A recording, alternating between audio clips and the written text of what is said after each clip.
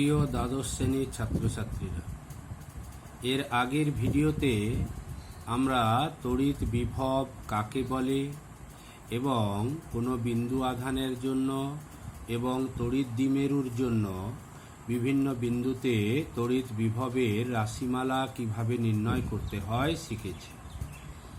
আজকে আমরা প্রথম যেটা দেখব সেটা হচ্ছে প্রাবল্য এবং বিভবের মধ্যে সম্পর্ক। তাহলে মনে করো এই এ বিন্দুতে একটা প্লাস কিউ আধান আছে।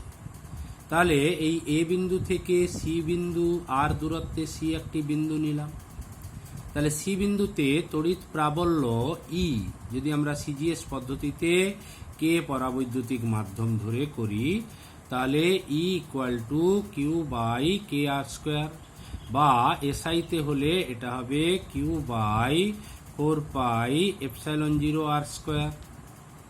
আবার এই প্লাস কিউ আধানের জন্য আর দূরত্বে সি বিন্দুতে বিভব যদি সিজিএস পদ্ধতিতে কে পরাবৈদ্যুতিক মাধ্যম ধরে করি, তাহলে V equal to Q by K R SI পদ্ধতিতে শূন্য মাধ্যম হলে Q by 4 pi epsilon 0 K R. তাহলে এইখান থেকে তাহলে এই দুটো সমীকরণ থেকে যদি আমরা একটু সাজানোর চেষ্টা করি, তাহলে দেখো E equal to Q by K R into 1 by R, K R স্কোয়ারটাকে সাজালাম। আচ্ছা, এই কিউ বাই কে আর সমান হচ্ছে ভি, তাহলে এখানটা হয়ে গেল ভি ইন্টু 1 বাই আর বা ভি বাই আর। তাহলে প্রাবল্য ই সমান বিভব বাই দূরত্ব, বা বিভব V equal to E into R, অর্থাৎ বিভব সমান প্রাবল্য ইন্টু দূরত্ব। তো তাহলে প্রাবল্যের এইখান থেকে আমরা একটা একক পেতে পারি। তাহলে দেখো প্রাবল্য E equal to V by R, তাহলে ভি এর এসআই একক হচ্ছে ভোল্ট, আর আর মানে দূরত্বের এসআই একক হচ্ছে মিটার। তাহলে প্রাবল্যের এই পদ্ধতি অনুসারে একক হচ্ছে এসআই পদ্ধতিতে ভোল্ট পার মিটার। ঠিক এখান থেকে তড়িৎ ফ্লাক্সেরও আমরা একটা একক পেতে পারি। তাহলে তড়িৎ flux phi equal to E dot A, তাহলে ই ভেক্টর যার একক হচ্ছে ভোল্ট পার মিটার, আর এ যার একক হচ্ছে মিটার স্কোয়ার। তাহলে আমাদের তড়িৎ ফ্লাক্সের এসআই একক হলো ভোল্ট ইন্টু মিটার। আচ্ছা, এবার বিভব থেকে কার্যও আমরা নির্ণয় করতে পারি, কারণ অসীম থেকে একক ধনাত্মক আধানকে আনতে +1 আধানকে আনতে কার্য ডব্লিউ ইকুয়াল টু ভি। তাহলে কিউ আধানকে আনতে তাহলে কত কার্য করতে হবে না, সেক্ষেত্রে কার্য W equal to V Q. তাহলে কৃতকার্য, তাহলে কোনো বিন্দুতে অসীম থেকে কিউ আধানকে আনতে কৃতকার্য ডব্লিউ সমান ভি কিউ। তাহলে এক্ষেত্রে ধনাত্মক আধানকে যদি আনা হয় তাহলে কার্য ধনাত্মক হবে, আর ঋণাত্মক আধানকে আনলে কার্য ঋণাত্মক হবে। এরপর আমরা চলে আসছি তড়িৎ স্থিতিশক্তি। ধরো দুটো বিন্দু আধান আছে, তাহলে এইখানে কিউ1 একটা বিন্দু আধান আছে, আর দূরত্বে কিউ2 আর একটা বিন্দু আধান আছে। তাহলে এই কিউ1 আর কিউ2 মিলে একটা সংস্থা তৈরি করলো। তাহলে এদের মধ্যে তড়িতের কিছু শক্তি সঞ্চিত থাকবে, তাহলে যেটাকে আমরা বলছি এদের মধ্যে তড়িৎ স্থিতিশক্তি। আচ্ছা, এই শক্তি কি করে জমা হয় না কার্য করলে। তো তাহলে আমরা বলতে পারি যে অসীম দূরত্ব থেকে এই কিউ2 আধানটাকে কিউ1 আধানের তড়িৎ ক্ষেত্রে আর দূরত্বে এনে রাখা হয়েছে। তাহলে কিউ1 আধানের জন্য একটা তড়িৎ ক্ষেত্র তৈরি হলো। তাহলে সেই তড়িৎ ক্ষেত্রে অসীম থেকে কিউ2 আধানকে এনে এখানে রাখা হয়েছে, যার ফলে যে কার্য করতে হয়েছে সেই কার্যটা এদের মধ্যে বা এই সংস্থার স্থিতিশক্তি হিসেবে কাজ করবে। তাহলে এক্ষেত্রে আমরা যদি মনে করি যে এ বিন্দুতে প্লাস কিউ1 আধানের জন্য আর দূরত্বে বি বিন্দুতে প্লাস কিউ2 আধানের উপর প্রযুক্ত বল এফ সমান Q one Q two by K R square, CGS পদ্ধতিতে কে পরাবৈদ্যুতিক মাধ্যমে। আচ্ছা, এবার এই বলের অভিমুখটা হবে এ থেকে বি এর দিকে। এবার আমাদের এই Q2 আধানকে আনতে হবে কোন থেকে, না অসীম থেকে বি বিন্দুতে। তো তাহলে এই বি বিন্দুতে এই যে বলটা, এই বলটা দেখো পরিবর্তনশীল বল, অর্থাৎ আর এর মান পাল্টে গেলে বলের মান পাল্টে যাবে। তাহলে সেই কারণে আমরা বি বিন্দুর মধ্যে থেকে, বি বিন্দুর বাইরে না গিয়ে বি থেকে এর অভিমুখে অতি ক্ষুদ্র ডিআর সরণ ঘটানোর জন্য কতটা কার্য হয় বের করব। কারণ আমরা বল জানি, সরণ জানলে কার্য হয়ে যাবে। তাহলে সেক্ষেত্রে বি বিন্দুতে বি এ অভিমুখে অতি ক্ষুদ্র সরণ ঘটাতে Q2 আধানের কার্য DW equal to F vector dot DR vector. তাহলে এখানে এফ ভেক্টর এইদিকে, ডিআর ভেক্টর এদিকে, তাহলে এদের মধ্যে কোণ 180 ডিগ্রি, তাহলে এফ ডিআর কস 180 ডিগ্রি, তাহলে সমান minus F D. R F এর মানটা যদি বসিয়ে দিই, তাহলে minus Q1 Q2 by K R square D. R এবার এই রকম অসীম থেকে Q2 আধানকে বি বিন্দুতে আনতে এরকম ক্ষুদ্র ক্ষুদ্র অনেক কার্যগুলো করতে হয়েছে। তাহলে সেই কার্যগুলোর যোগ করলে, অর্থাৎ ইন্টিগ্রেশন করলে আমরা মোট কার্যটা পাবো, এবং সেই কার্যটাই এদের মধ্যে স্থিতিশক্তি হিসেবে জমা হবে। তাহলে সেক্ষেত্রে অসীম থেকে আনতে মোট কার্য ডব্লিউ ইকুয়াল টু ইন্টিগ্রেশন ডিডব্লিউ, W equal to infinitive to R. তাহলে এবার এই ডিডব্লিউর মানটা বসালাম, তাহলে minus Q1 Q2 by K R square D. R, এখানে Q1 Q2 আর কে এগুলো ধ্রুবক রাশি বলে ইন্টিগ্রেশনের বাইরে এলো, আর 1 বাই আর স্কোয়ার ডিআর এর ইন্টিগ্রেশন হয় মাইনাস 1 বাই আর, এটা আমরা আগেই দেখিয়েছি। তাহলে সেক্ষেত্রে লিমিটটা হবে ইনফিনিটিভ টু আর পর্যন্ত। তাহলে এই মাইনাস প্লাস হয়ে গেল। তাহলে এবার বসবে আপার লিমিট, তাহলে আপার লিমিট বসালে 1 বাই আর, আর লোয়ার লিমিট বসালে 1 বাই ইনফিনিটিভ, আর 1 বাই ইনফিনিটিভ সমান 0। তাহলে অতএব স্থিতিশক্তি হলো Q1 Q2 by K R. তাহলে এক্ষেত্রে এই স্থিতিশক্তির বেলায় দুটি আধান থাকে, তাদের সংস্থার স্থিতিশক্তি হচ্ছে আধান দুটির চিহ্ন সহ গুণফল, আধান দুটির চিহ্ন সহ গুণফল বাই তাদের মধ্যবর্তী দূরত্ব। তাহলে যদি একটা প্লাস আধান একটা মাইনাস আধান থাকে, তাহলে স্থিতিশক্তি ইউ ইকুয়াল টু হবে plus Q1 into minus Q2 by K R. আবার দুটোই যদি মাইনাস থাকে, তাহলে সেক্ষেত্রে দুটো মাইনাসে মাইনাসে প্লাস হয়ে যাবে।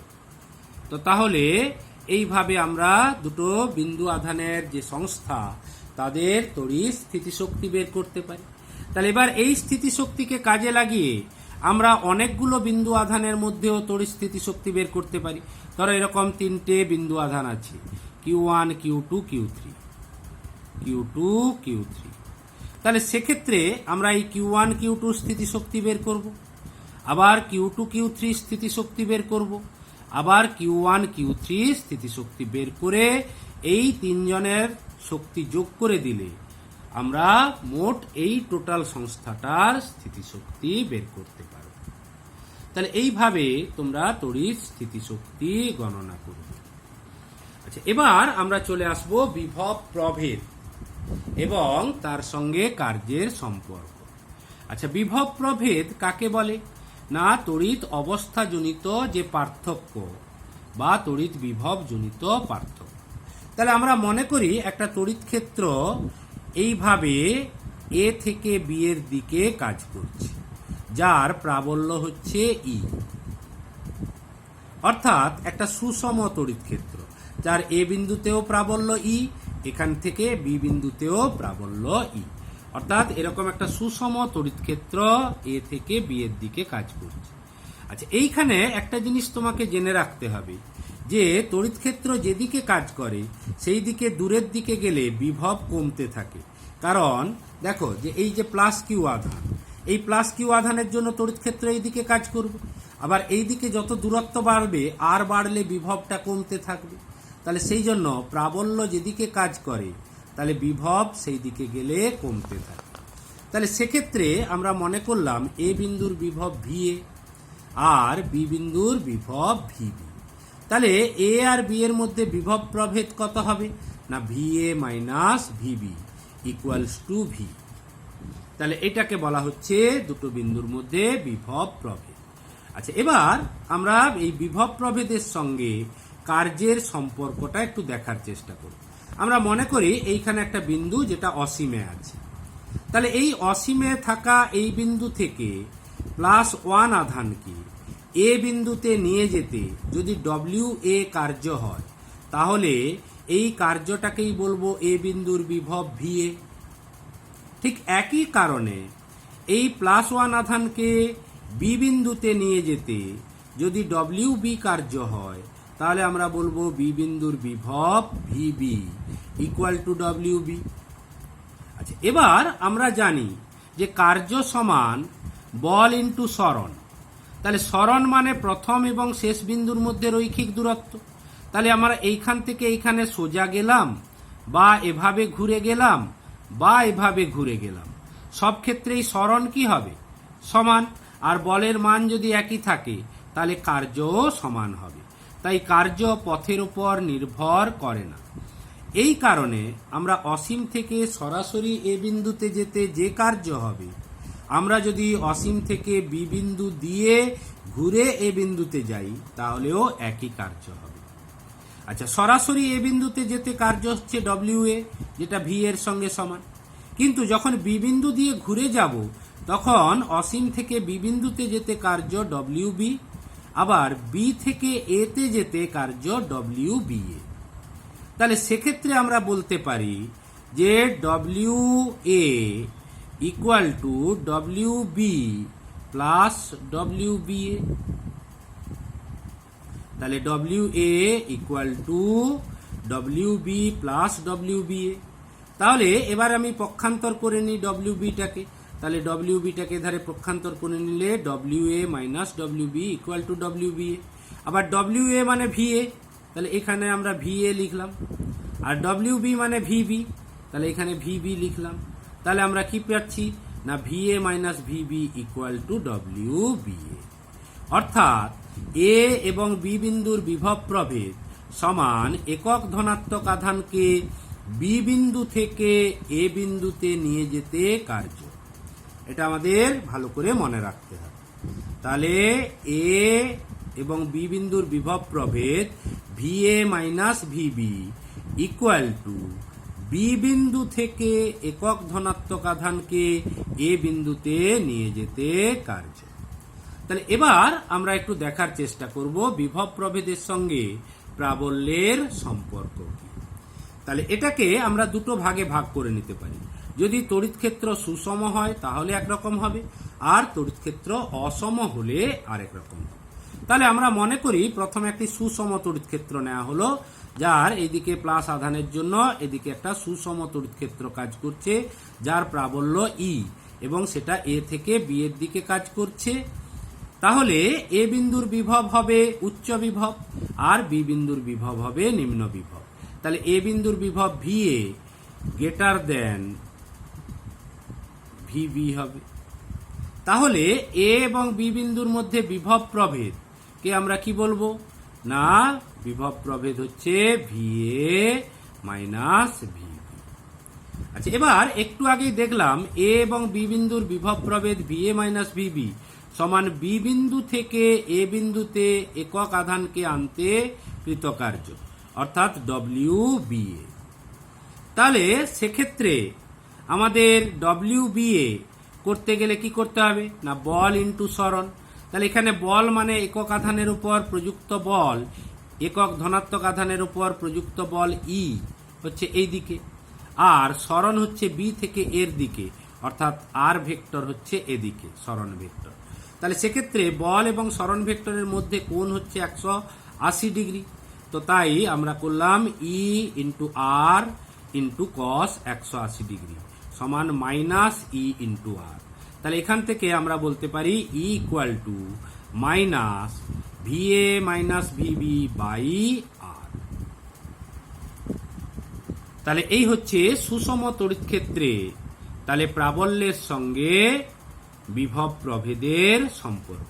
আচ্ছা, এইখানে আরেকটা জিনিস একটু আমরা বলে রাখি যে বিভব প্রভেদ থেকে আমরা কার্যও বের করতে পারি। দেখো, এ এবং বি বিন্দুর বিভব প্রভেদ VA মাইনাস VB মানে হচ্ছে একক ধনাত্মক আধানকে বি থেকে এ তে আনতে কার্য। তাহলে এই কার্যটা যদি WBA হয় অর্থাৎ VA মাইনাস VB হয়, তাহলে এখানে আমি যদি প্লাস কিউ আধানকে নিয়ে যাই তাহলে সেক্ষেত্রে কৃতকার্য হবে Q into VA minus VB। তাহলে কৃতকার্য সমান বিভব প্রভেদ ইন্টু আধান। তাহলে এইভাবে আমরা কৃতকার্যটা বের করে নিতে পারি। আচ্ছা, এবার অসম তড়িৎ ক্ষেত্র হলে আমরা বিভব প্রভেদ এবং প্রাবল্যের মধ্যে সম্পর্ক। তাহলে আমরা মনে করি একটা অসম তড়িৎ ক্ষেত্র এ থেকে বি এর দিকে কাজ করছে। আচ্ছা, যার এ বিন্দুতে প্রাবল্য ই।